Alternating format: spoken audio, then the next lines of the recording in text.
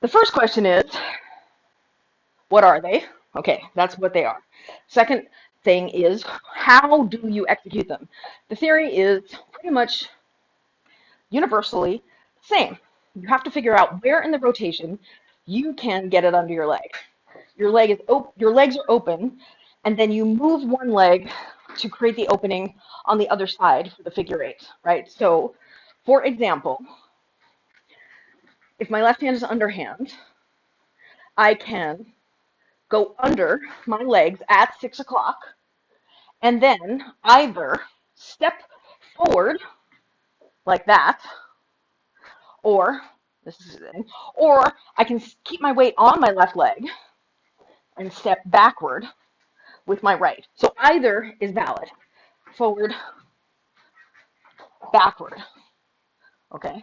Now, that is if I'm coming from the front to the back, left hand. This is the front view of the same thing. So I'm underhand. At 6 o'clock, I'm going to go under my leg. At that point, what I do is a rotation behind my butt where I either step my left leg forward or I will step my right leg back.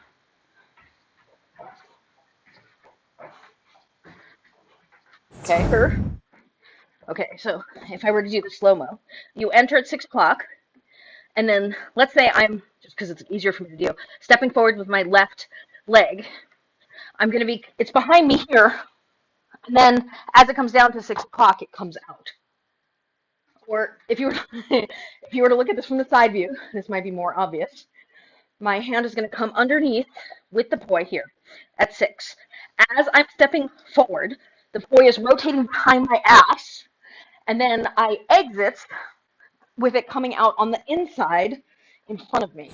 So this is, now what I just showed you was the idea of stepping forward and stepping backward.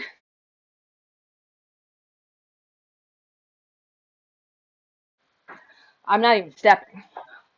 You're basically just doing a figure eight behind your back, but I'm doing a slight isolation to enter it. My dominant direction with both hands, that one.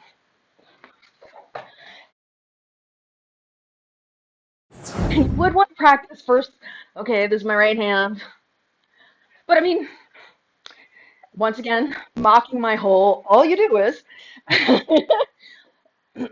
truthfully though, all you're doing is a figure eight front to back without moving, where you're changing the center of rotation so that you can get it under your ass. You're doing that by reaching forward and reaching your hand underneath you, which I don't know, maybe you can't see through my skirt, I don't know. And then you're also doing it by doing a slight isolation so it doesn't hit the floor. For this particular thing, I would start with your favorite because you're likely not going to learn every single possible permutation in the first month, you know? So I just showed you the concept of moving one leg forward, moving one leg back, or standing stationary. But then there's things like